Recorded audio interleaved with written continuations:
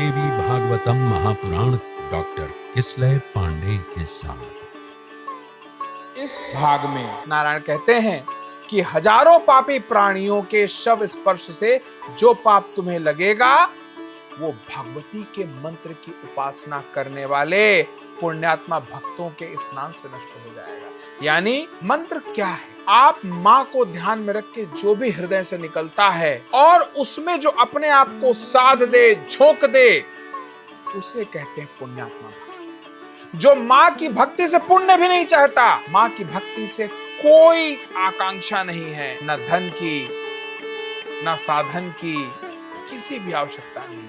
उसे ना नर्क चाहिए, ना स्वर्ग चाहिए, ना बैकुंठ चाहिए, ना गोलोक चाहिए, ना उसे किसी प्रकार के पद की कामना है। उसे सिर्फ माँ से, माँ में माँ की कामना है। ऐसे भक्त इसकी बात करते हैं नारायण।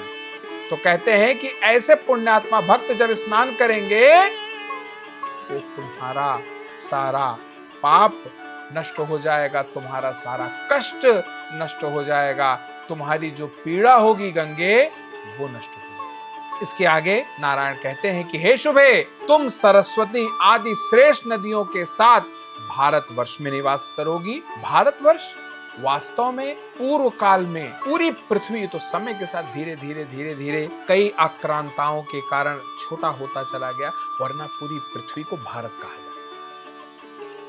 ये पूरी पृथ्वी भारत के रूप में ही जानी जाती थी, इसलिए भारतवर्ष जब कहा जाए तो पृथ्वी जानी जाए। तो नारायण कहते हैं कि हे शुभे, तुम सरस्वती आदि श्रेष्ठ नदियों के साथ धरती पे यानी भारतवर्ष में निवास करोगी और वहां प्राणियों को पाप से मुक्त करती रहोगी। जहां तुम्हारे गुणों का कीर्तन होगा वहां स्थान तत्काल तीर्थ बन जाएगा। यानी जहां तुम्हारी बात हुआ करेगी वो जगह ही तीर्थ हो जाएगा।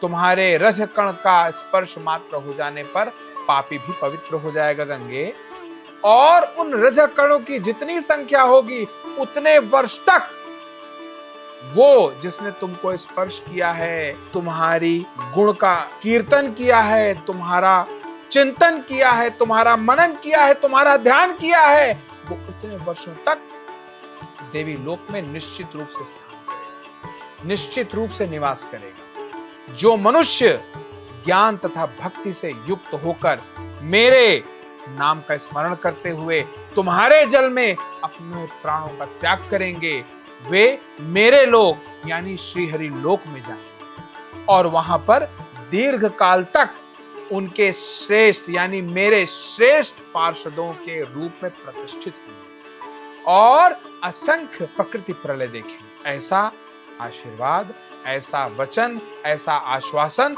स्वयं श्री हरि ने, स्वयं नारायण ने, स्वयं योगीराज भगवान कृष्ण ने मां गंगा को दिया था। तो फिर प्रेम से बोलिए जय माता की।